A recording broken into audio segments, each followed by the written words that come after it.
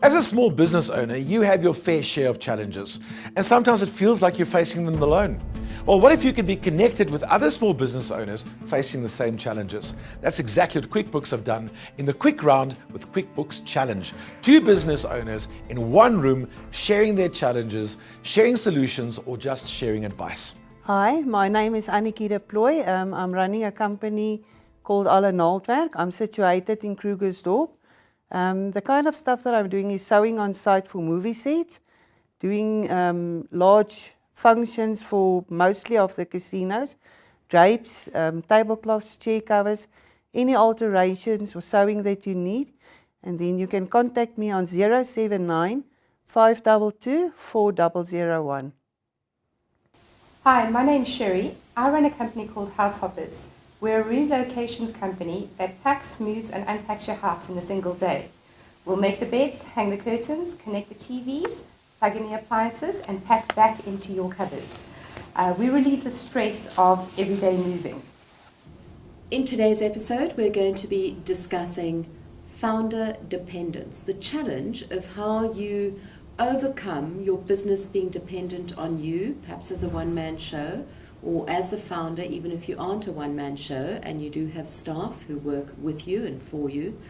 How do you resist that urge to have to do everything because you're the founder of the business? And can business still continue even if you're not around? You run House Hoppers, Anneke, you run Naaldwerk, trading as the tailor. 2 service-orientated businesses, and I guess probably quite challenging in the sense that it's not necessarily something you can farm out without keeping an eye, because quality is an important factor in both of your types of businesses. Very important. So how do you resist that urge to have to do everything yourself? You're both founders of these businesses. How do you get to the point where you realize that you actually have to learn to let go of certain things? You know what, I found that especially in my trade, where I'm doing sewing, once you go out and do a product, it has to be so perfect. And you tend to take that responsibility on yourself just to do everything yourself. We think we're the only ones who can do it perfectly. Yeah. So that you don't want to give the responsibility to somebody else. So at the end of the day, you overwork yourself so much that you have to realize you've got to get somebody else to come in and help you because you've got absolutely no time at home. So it's quite difficult to let go of that. Do you think, you obviously have staff, Cheri, you've been around for a number of years, and it's a labor-intensive kind of business where you go in and you move furniture around and you put it in place and you make sure everything's connected when people move in. And it might even be on an office level as well. But how do you define what is essential that you must be involved in as a founder versus what is less risky that you can afford to get someone in to help you with? It's a bit tricky because as a founder, you feel like you need to do everything. You need to have your finger on the pulse and make sure that it goes off perfectly, but you can't. You literally cannot do everything. You kind of start differentiating between what somebody else is capable of doing and what they are not capable of doing. And then that starts drawing the line between what you need to do and what you need to let go of. Would you agree there, Anneke? Yes, definitely. So more a case of what is that help, that person you brought in to help capable of doing, as opposed to what are you best at doing, so let me keep on doing that. Yes. I think it's quite important to figure out what people are good at, because everybody has strengths and weaknesses, and try and enhance the strengths of the people that you've employed and put them into positions where they're going to enjoy what they do. If they're enjoying it, they're going to succeed in it and they're going to excel in what they're doing. So how do you ascertain what those strengths and weaknesses might be? I mean, you can't know that from day one of when you bring someone in to help you. How long do you give somebody to ease into a job so that you trust them enough and you can start to focus on things you need to do and not be sucked into the things that aren't that essential for your business? How long does that take? You know what, with me, what I usually do is when I take somebody in, I let them do a sewing test. I'll give them a garment to make, for instance, and see on that if they are capable of doing the task that I've given them. Once they've done that and these problems in the garment, I'll explain it to them, show them how to rectify it, and then redo the whole thing or restart a new one. And then I know from there, if I give them something that's difficult, that they'll be able to cope with it. So you reduce your risk because that first Yes. task isn't a That's client-facing correct, one. yes. That's That correct. they're really performing it for you. So there you go. Yes. You just need an empty shell, Cheri, and you can get people to move stuff around and test them. Look, what we do is not rocket science. It's actually quite easy to do. When we hire people, I don't hire them based on what they know and what they're able to do. I hire them based on attitude. Anybody with the right attitude can be taught anything. So as long as you've got the right attitude to do what you want to do, you'll teach them and they'll succeed at it.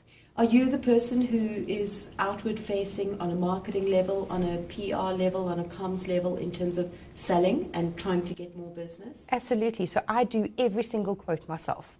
I'm the face of the company, and every time a client needs to move, I personally go and do the inventory of their home, explain how the process works, and then kind of have to trust my team that they're going to deliver what I promised.